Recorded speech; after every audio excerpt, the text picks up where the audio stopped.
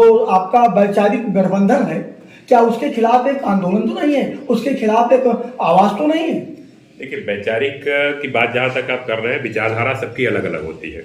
हमारा विचार, हमारी पार्टी का जो विचार है, हमारे संगठन का जो विचार है, विचार ये है सर्वजन हिताय सर्वजन सुखाय। सभी जनों के हित और उनके सुखों की बात करनी चाहिए और हम वो करने की कोशिश कर रहे हैं। क्या जनता तक यूं नहीं मानती कि भारत विविध देशों, विविध संस्कृति का, विविध भाषाओं का, विविध कल्चरों का, विविध पंथों का, विविध धर्मों का देश है? नहीं मानती, तभी तो कह रहा हूँ, सभी जनों के सिखाए की बात तभी तो कर रहे हैं। तो क्या आप ये नहीं महसूस कर रहे हैं कि क्या किसी की आस्था के साथ धोखा देना ये उचित है? देखिए, हमारी पार्टी इस समय आज के डेट में बिहार में पूरी तरह से सत्ता में है और बिहार में इस तरह का कोई नियम कानून नहीं है, ये आप जान रहे हैं। तो ये हमारे ऊपर एलिगेशन नहीं लगा सकते कि आप सबके बारे में नहीं। सिंह साहब, सवाल हमारा ये है, क्या आप ये मानते हैं, क्या इसे समर्थन देते हैं कि कोई दल या कोई जात या कोई विशेष जात किसी दूसरी जात के की आस्था के साथ धोखा दे? क्या ये धोखा नहीं है? नहीं, हम तो नहीं समर्थन करते इसका। हम तो कहते हैं कि धोखा नहीं होना चाहिए, किसी के साथ कोई धोखा नहीं होना चाहिए। यानी कि आपकी बातों में, आपके जिला अध्यक्ष की बातों में विरोधाभास समझ में आ रहा है। को जहां वो विरोध कर रहे हैं कि शराब की दुकानें बंद हो जाएं, ऐसा अनुचित है, तो जब वो अनुचित है और आप कह रहे हैं कि नहीं, किसी के साथ धोखा भी नहीं होना चाहिए। चले, हम इस सवाल को यही इंड कर रहे हैं। आपसे ये जानना चाहते हैं कि विपक्ष का जो गठबंधन है वो पहले से ही ऐलान कर रहा है कि मोदी सरकार यानी एनडीए सरकार बहुत दिनों की नहीं, क्योंकि आज भी वो सोच के चल रहा है, ऐसा हम लोग मान रहे हैं या बौद्धिक वर्ग मान रहा है कि आने वाले दिनों में नीतीश जी को आगे करके हम मोदी जी कुर्सी से हटाएंगे और नीतीश जी को लाएंगे। तो क्या आप भदोही में ग्रामीण तो नहीं है? देखिए, हम एनडीए के हिस्सा हैं जी, एनडीए के हिस्सा पहले भी थे और आगे भी कब तक रहेंगे ये बात तभी हम नहीं तय कर सकते, ये तय एनडीए करेगा। हमें साथ में चलना है। जैसे हम बिहार में सत्ता में रहते हैं, बिहार में हमें सत्ता को बरकरार रखने के लिए, जनता के हितों के लिए काम करने के लिए जो भी हमारे साथ चलता है हम उसको साथ लेके चलने का काम करते हैं। हम किसी के साथ नहीं जाते, लोग हमारे साथ आते हैं। उसी तरह से हम एनडीए के साथ अगर हैं तो एनडीए के साथ रहेंगे। लेकिन विपक्ष की जो बातें जो कर रहे हैं लोग, क्या विपक्ष के पास आज के डेट में कोई ऐसा नेता नहीं है जिसको नेतृत्व देकर के वो अपना काम आगे बढ़ा सके? उनको भी माननीय मुख्यमंत्री नीतीश कुमार ही चाहिए। ऐसा क्यों?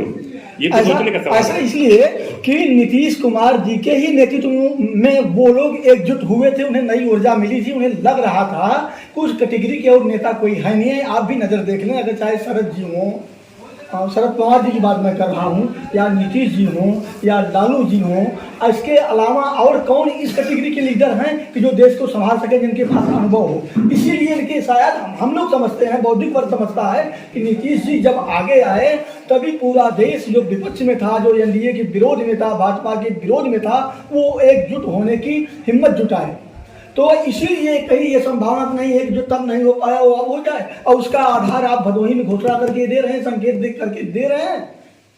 देखिए, राजनीति में कब क्या होगा किसी को कुछ नहीं पता है, ना आपको पता, ना हमको पता, ना सरकार में जो लोग हैं उनको भी नहीं पता है क्या हो सकता है। लेकिन हमने कहा ना, जनता के हितों को लेकर के जहां भी जैसा निर्णय लेना चाहिए जिससे जनता का हित हो सके, समाज का विकास हो सके, देश का विकास हो सके, उसके लिए हम निर्णय लेने के लिए हमेशा अग्रणी रहते हैं और आगे बढ़ के काम करना चाहते हैं। क्यों? क्योंकि हमारे ही नेता एकमात्र ऐसे हैं जो आज के डेट में समाजवादी की जो बात करते हैं, समाजवादी विचारधारा की बात कर रहा हूँ, समाजवादी विचारधारा को अगर जीवित रखने वाला कोई नेता आज के डेट में हिंदुस्तान में बचा तो एकमात्र बचे हुए हैं माननीय मुख्यमंत्री नीतीश कुमार जी। इसे सभी मान रहे हैं, और अगर मानते ना तो इनके नेतृत्व में सब इकट्ठा न होते। लेकिन एक सवाल ये पैदा हो रहा है, जैसे आपने कहा, चूंकि हम किसी के साथ जुड़ते हैं तो कहीं न कहीं वैचारिक हमारे विचारों में कोई समानता आती है, और इसके अलावा भी कोई मजबूरियां होती हैं। जैसे आपने कहा कि कहीं चुनाव में आ जाए या ना आए, या कोई भार जनता पर ना आए, कोई न कोई मजबूरियां आती हैं। लेकिन जब किसी के साथ हम जुड़ते हैं तो मेरा ये दायित्व होता है कि जिसके साथ जुड़े हैं उसके साथ संबंध को निभाएं। आपने एक बात कहा कि पहले भाजपा ने नारा दिया सबका साथ सबका विकास, और आप इसी मंच से यह भी कहे कि अब क्यों बदल रही है भाई, जो हमारे साथ उसी का विकास। अब हम ये जानना चाहते हैं कि इसे तो केरल का एक नेता, एक सांसद के सिवा और किसी भारत में किसी नेता ने ये बात नहीं कही, और इसे आप शीर्ष नेता से जोड़ दिए। क्यों? केरल नहीं, वेस्ट बंगाल। अच्छा, वेस्ट बंगाल के किसी नेता ने जी, मैं मान लिया। लेकिन एक शीर्ष नेतृत्व का नेता अगर इस तरह की बात करता है तो कहीं ना कहीं सवाल तो खड़ा होता है। ये नारा इतना तेजी से चला क्योंकि जनता ने इसी पे विश्वास करके साथ देने का काम किया। अगर इस नारे पे अभी तक सरकार का कोई वो नहीं आया, कोई भी विचार नहीं आया, तो इसका मतलब कि सरकार भी उसके साथ है। अगर वो गलत है तो उस पर विचार रखना चाहिए, गलत है इसको ऐसे नहीं बोलना चाहिए। अगले ने आकर के सफाई देने की कोशिश की, लेकिन बात तो फैल गई ना, वो जंगल की आग की तरह फैलती है, फैल गई। तो हम उसी की बात कर रहा हूं कि सबका साथ सबका विकास का नारा अगर है तो वो जाहिर है कारगर रखना चाहिए, क्योंकि ये दायित्व बनता है कि हम इसके निभाने का काम करें। अब हम भदोही पे आ रहे हैं, कि आपने कहा कि 2027 की तैयारी के लिए हम बड़ी जोरदार कोशिश कर रहे हैं और खुद करेंगे।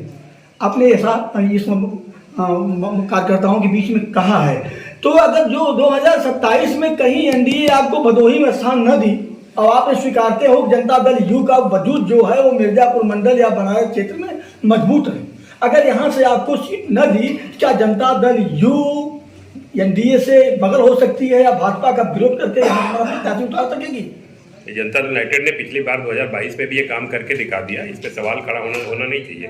2022 में भी हमने ये काम किया, किसी ने नहीं दिया तब भी हमने प्रत्याशी अपने उतारे, चुनाव लड़े। बाकी निर्णय कुछ भी आता है वो बात को जनता के ऊपर छोड़ दिया जाता है। आगे की भी तैयारी हमारी यही है कि हम अपने आप को इतना मजबूत करेंगे कि हो सकता है हमें किसी के साथ की जरूरत नहीं हो, जिसको मेरे साथ चलना होगा हम साथ चलेंगे उनके। यानी आने वाले समय में जिसे जरूरत होगी वो मेरा साथ लेगा, हम किसी साथ के गुलाम नहीं है। धन्यवाद सिंह साहब।